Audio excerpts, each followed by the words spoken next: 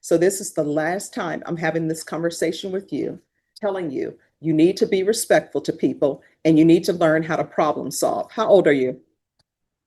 33. She comes in with an attitude, even towards the judge, after swearing at her probation officer. But Judge Boyd isn't having it. She lets her know that it's time to grow up and take responsibility for herself.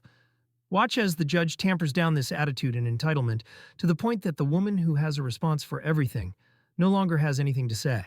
Hello. Oh, so here's the thing. When someone says hello, there's usually a response back. So let me just tell you what's going on.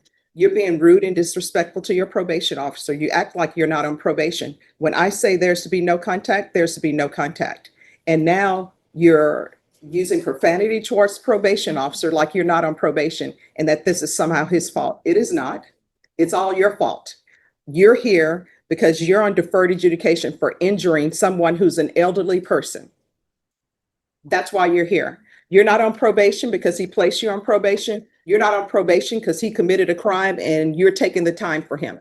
You're here because of your actions and you're acting as though none of this is your fault. This is all your fault, 100%. I'm not acting like none of it's my fault, and I take accountability for what I've done. No, you have not taken accountability. Did you take accountability for using profanity towards him? No. No, I didn't.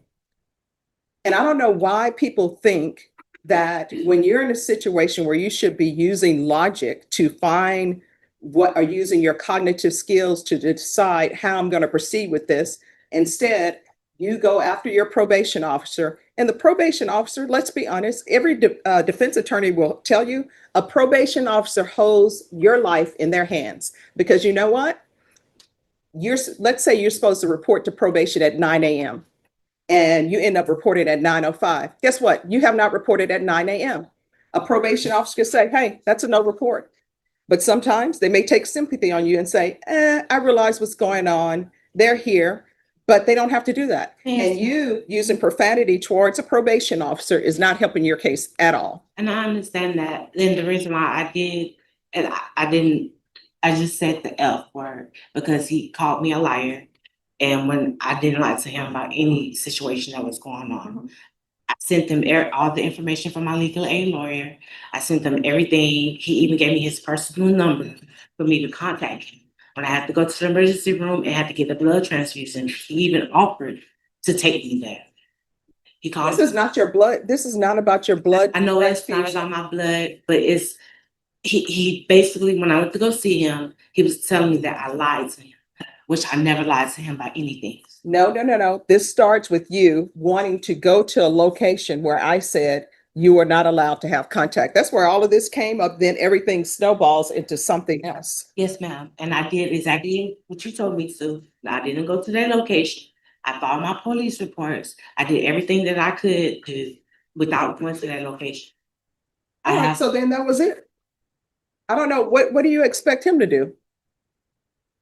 Like, I like for people to just put their cards on their table. Sometimes people are like, judge, but I like everybody to have an understanding. So you go to him because you want to go to a location and retrieve items when I told you couldn't go to that location. So we're back to the point. What did you want him to do? I asked him, was there any assistance or any way that I could? He told me, I don't know. He told me he didn't know, he couldn't help me. So I didn't have no other choice but to call the police, make a police report. I had my daughter, she's 16 years old, to go there. When she went there, she took pictures of everything that was outside. All right, so again, what did you want him to do? He said, hey, I don't know. There's nothing I can do for you. When I contacted Miss Adams, she told me to ask my probationer if there's any assistance that he can help me or provide without going to that location. And he's saying no. And he said no. And I told him I don't have no other choice. My children is 16 and 18. They didn't have the money. They don't have money for you all. My daughter just quit her job because no one was able to take her to work. So I didn't have nobody else to help me get. So again, I don't know how this translates into you using profanity against him. He's like, I can't help you. And honestly, it's not his job to help you get your things. Really, you know what a probation officer's job really is? And they'll correct me if I'm wrong. but their job is to make sure that you abide by your conditions. Everything else that they're doing is just extra, but that's not their job. It's not, for example, if you can't pay your utilities, it's not their job to find places for you to pay utilities. They'll do it. They'll say, here's some places that you can call. But that's not his job. And if he tells you, I can't help you with getting your things, again, we're back to the point. He says, I can't help you. So what do you want him to do? He's like, I can't help you. And How does that translate into using profanity against him? And then telling him, sending him an email, telling him all this is his fault and it's on his shoulders. It's not. All of this happened because of you. Guess what? You can't go to that location because you injured an elderly person. That's why it's all your fault. And there are consequences for all our actions. It is, and I communicated with him. I told him everything. I sent every case number. I even sent him my legal aid information. I sent everything. I tried to do everything the right way before it even went out of hand. But see, here's what you don't understand, and you're not internalizing what I'm saying. He is telling you, I can't help you with that. And you still keep going back to him. He's already told you, I can't help you with that. Giving him numbers to your legal aid, giving him numbers to this person saying, we're trying to help her get her things. He can't help you with that. His whole role is to supervise you on probation. That's it. He can't say, you know what I'm going to do? I tell you what, let me go over there and get your things for you. He can't do that. That's not his job. Now, if he offers to do that, great, but he doesn't have to. He has told you more than once, I cannot help you with that. I still don't understand how that goes and translates into you using profanity against him. His job is hard as it is. And then to have somebody come in and use profanity against them, that's an issue. And then to have you go into that location when you know you're not supposed to, that's an I issue. never did go to the location. I didn't. I had to call the police for a different location. To make All right, so you called the police and then what happened? I made the police report. I went down to the property. I also went down to 315, the headquarters, to fill out all the information because the day I was arrested, everything was stolen. My car, my credit cards, everything. So I'm trying to do everything that I have to do the best way that I can, the right way. All right, the right way is not using profanity against your probation officer. That's not the right way. The right way is not being disrespectful. And you know what? This whole thing with the injury to the elderly, where are the anger management? You do have an anger problem because when people tell you no, you can't accept that. You take it to 100. He said, I can't help you with that. And then you use profanity against him. You're calling him all sorts of names. Nobody likes to be called out there, give a name. I didn't call him out his name. I just said it was fine. I didn't have no other choice. So I would have to figure it out. No. We're not here because you said it was just fine. Where is the officer? If you could come forward, please.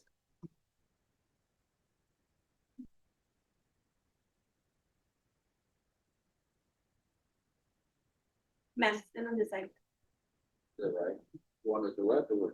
All right, so you're Officer Wolf? Yes, ma'am. All right, so let me ask you a question. Are you able to go to her former location and get her items for her? No, No, ma'am. that's your answer, no. Are you able to file a police report for her so she can get her items? No, ma'am. So he can't do that. So what do you want from him? I had to do it on my own. So if there's nothing he can help me with, and then that's Well, see, that's the thing. Now, when you're before me and you're looking at potentially going to prison, now you're like, oh, well, he can't help me with that. He's told you that. Be an adult, solve your own problems. This is supposed to be problem solving. That's why you're on probation, for anger management issues, because you can't problem solve. I don't know, maybe you never were taught to problem solve, but if he's telling you, no, he can't do that, that's not in his job description, then there's no need to use profanity against him. He's told you, I can't do it. Judge, if I could Yes. speak for a minute.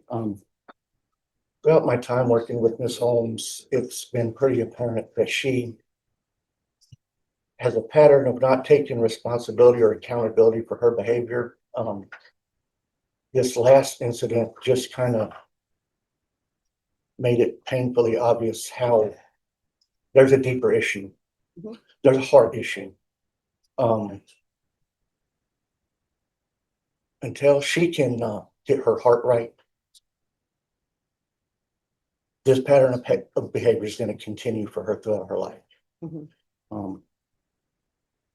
And she's going to continue to be a danger to herself, to the community, to her victims, everybody. She needs to get her heart right and realize that choices and actions have consequences, good and bad, unintended and unintended, anticipated, unanticipated. And until she gets her heart right and realizes that this is just going to continue. All right. Thank you so much. And Yes, thank ma'am. you for coming down. Yes, ma'am. So you're going to have to start using your cognitive skills and your problem solving. That's it. When somebody tells you they can't do something, then they can't do it. If somebody tells you, no, I can't take you to the grocery store today, figure it out. He is not really responsible for anything outside of his job description. If he does something outside of his job description, that's just probation officers being nice. And I understand that, but why would you offer to try to help me when I'm asking for some type of help, and then you tell me you can't help me? Yeah, he said no. Let me just tell you, here's a perfect example. And I've been in situations where people have told me no. And my thing is, I want you to not send me place to place. If the answer is no, just tell me no and I'll figure it out. He told you no. If I ask him right now, like for example, I had to rush here this morning because I don't like being late. And I was filling in for somebody else on another matter. And guess what? My tank is at a fourth. I don't like it being at a fourth. Now, would somebody go, excuse me, could you go and put gas in my car for me? They're going to say no. Now, what do I do with that? Do I use profanity against him? How dare you not go put gas in my car? He's just told me no. So guess what? As an adult, I got to figure it out. That's it. You got to figure it out. And your figuring it out is, let me get angry with somebody and use profanity against them. And maybe they'll then become so afraid of something and say, okay, we'll do that for you. Not his job. And I can tell you right now, if you don't start treating people with respect, one, you're not going to get anywhere, because when you disrespect people, they don't want to help you. And I do And number two, with respect. no, you did not. That's the thing. You're still in this clouds. Like these are not, I don't know how your relationships are outside of this world. But in this world, you need to treat people with respect, whether you respect them or not. Like right now, you can hate my guts all you want to, but you had better say, Your Honor or Judge. You understand? You better not be calling me out of my given name. And you better not be calling probation officers out of your given name. I'm sure he told you, no, I cannot help you. And when somebody says, no, I cannot help you with something, maybe you want to ask them again. You ask them again. If you ask the third time, you're begging. And he's already told you he can't help you with that. That is not his job. That is outside his job description. If he decides to help you outside of his job description, just him being nice. You need to figure it out. The same way people have children and you figured out how to have children, you need to figure out how to get the rest of your life together. You're on probation because of your actions. And honestly, the reports I received, I will tell you, when I received that report, I told them, file a motion to revoke.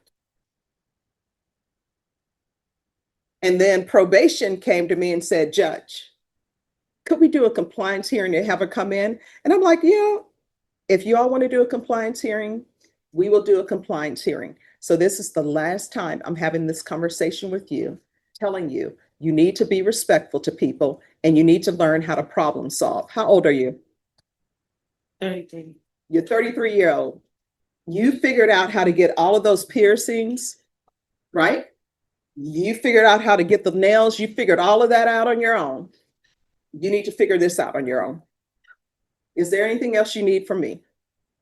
No. All right. Does she need to, when is her next report date? And are you employed? You told me I had 30 days to find a job. I had a business, but all my stuff is gone. All right, so that'll be a no. So, Miss Ferguson? Yeah. Recall her for the week of August 11th, and I'm gonna see how you're doing on probation. Mr. Wolf was mentioning that the GPS is supposed to have been installed as well, but that she did not have it. All right. I don't have nowhere to stay nor an address. It was ordered June 5th. And it was supposed to be done through work release waiver fees for partial for employment purposes only. All right, so if you all could give her a list of places for her to find housing. And then we're gonna come back on August 11th, and by August 11th, you need to have the GPS on. All right, thank you. I don't ever slow up, no I don't take shit. I got no love for the fakeness. If you wanna play tough and wanna hate this, I'll always show up. I don't ever slow up, no I don't take shit. I got no love